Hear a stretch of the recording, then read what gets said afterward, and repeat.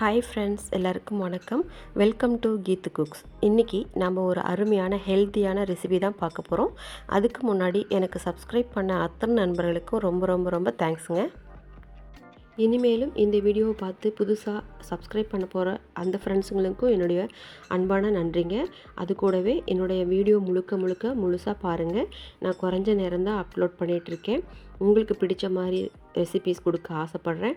அது மட்டும் இல்லாமல் முழு வீடியோவை பார்க்கும்போது தான் எனக்கு அது கொஞ்சம் பெனிஃபிட்டாகவும் இருக்கும். ஸோ நடுவில் நான் கொஞ்சம் டிப்ஸும் கொடுப்பேங்க.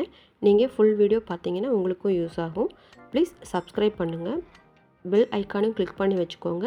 இந்த வீடியோ பிடிச்சிருந்தால் உங்கள் ஃப்ரெண்ட்ஸ் அண்ட் ரிலேட்டிவ்ஸ்க்கும் ஷேர் பண்ணுங்கள். வாங்க இப்போ நம்ம இந்த ஹெல்தி ரெசிபியை பார்க்க போகலாம். ஒரு குக்கரில் 3 ஸ்பூன் அளவுக்கு குக்கிங் ஆயில் விட்டுக்கலாம். ஆயில் நல்லா சூடானதும் 1 பிஞ்ச் அளவு வெந்தயம், 1/4 டீஸ்பூன் அளவு கடுகு, 1/4 டீஸ்பூன் அளவுக்கு சீரகம் போட்டு பொரிச்சிட்டு அது கூடவே பெருங்காயம் ஒரு 1/4 டீஸ்பூன் அளவுக்கு சேர்த்துக்கலாம். கூடவே 2 காஞ்ச மிளகாய் அப்படியே போட்டுக்கலாம், கிள்ளாமல் அப்படியே போட்டுக்கலாம். 1 இனுக்கு கருவேப்பிலை சேர்த்துக்கலாம். 2 பெரிய வெங்காயம் பெரிய பீசஸாக கட் பண்ணி அதையும் சேர்த்துருக்கேன். இப்போ நம்ம இதை வதக்கிக்கலாம். கூடவே ஒரு முழு பச்சை மிளகாயும் சேர்த்துக்கலாம். அதையும் கட் பண்ண வேண்டாம். எப்படியும் இது குக்கரில் வேகும்போது உடைஞ்சால் அதுவே தானாக அதோடய ஸ்கின்லேருந்து காரத்தை கொடுக்கும். நம்ம இப்போவே கிள்ளி போட்டோம்னா ரொம்ப காரம் கொடுக்கும். அதனால தான் கிள்ளாமல் அப்படியே போட்டிருக்கோம். இது கூடவே இப்போது 3 தக்காளியை நான் கட் பண்ணி அதையே சேர்த்துருக்கேன். வெங்காயம் தக்காளி இப்போ நல்லா வதங்கி வரட்டும். அது கூடவே இப்போது ஒரு 4 பெரிய கத்திரிக்காயை பீஸ் பண்ணி நீல வாக்கில் கட் பண்ணி போட்டிருக்கேன். இது கணக்குக்கு பார்த்திங்கன்னா ஒரு 150 கிராம் வரும்.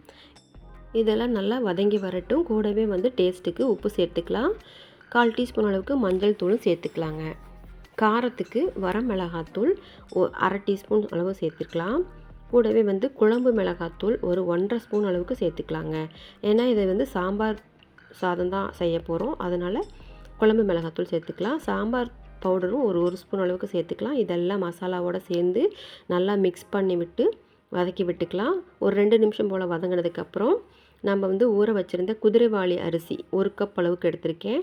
அது கணக்குக்கு பார்த்திங்கன்னா ஒரு 200 கிராம் அளவு வரும்.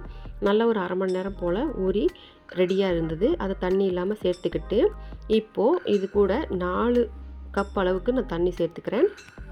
1 கப்பு அரிசிக்கு 4 கப் அளவு தண்ணி சேர்த்துருக்கேன். ஏன்னா இது சாம்பார் சாதம் நல்லாவே உப்ரியாகி வரும். அதனால் நான் தண்ணி கூடுதலாகவே சேர்த்துருக்கேன். இப்போ உப்பு காரம் டேஸ்ட் பார்த்துக்கலாம். உப்பு கொஞ்சம் கம்மியாக இருந்தது, நான் அதை கூட சேர்த்துக்கிட்டேன். இப்போது நம்ம இந்த குக்கரை மூடி ஒரு 5 to 6 விசில் விட்டுக்கலாங்க. அப்போ தான் நல்லா சாம்பார் சாதம் குழன்னு நமக்கு டேஸ்டியாகவும் நல்லா வெந்தும் வரும். இப்போ நல்லா ஸ்டீம் விசில் வந்துட்டுருக்கு. ஒரு 5-6 விசில் நம்ம விட்டுக்கலாம். ப்ரெஷர் அடங்கினதுக்கப்புறம் ஓப்பன் பண்ணி பார்க்கலாங்க. பாருங்கள், இப்போ ஓப்பன் பண்ணி பார்த்தாச்சு. நல்லாவே வெந்து வந்திருக்கு. இப்போ நம்ம கிளறி விட்டோம்னா தண்ணியோடு சேர்ந்து நல்லா குழன்னு அருமையான டேஸ்ட்டில் நம்மளோட குதிரைவாலி சாம்பார் சாதம் ரொம்ப சூப்பராக ரெடி ஆகிடுச்சு. கமகமன்னு வாசனை வருதுங்க. எப்பவும் ஒரே மாதிரி ஒரே அரிசியை யூஸ் பண்ணுறதுக்கு பதிலாக இந்த மாதிரி சிறுதானிய உணவுகளில் நம்ம வெரைட்டியாக வாரத்தில் 2 தடவையோ அல்லது 3 தடவையோ எடுத்து சாப்பிட்றது எல்லாருக்குமே ரொம்ப ஆரோக்கியத்துக்கு உதவியாக இருக்கும். அது மட்டும் இல்லாமல் சின்ன குழந்தைங்கள்லேருந்து பெரியவங்க வரைக்குமே எடுத்துக்கலாம். வாரத்தில் 2-3 தடவை இப்படி செஞ்சு சாப்பிட்டு பாருங்கள். ஆரோக்கியம் ரொம்பவே மேம்படும். இந்த மாதிரி சிறுதானிய உணவுகளை நம்ம குயிக்காகவும் ரொம்ப ஈஸியாகவும் அருமையான டேஸ்ட்லேயும் நம்ம செஞ்சு சாப்பிடலாம்.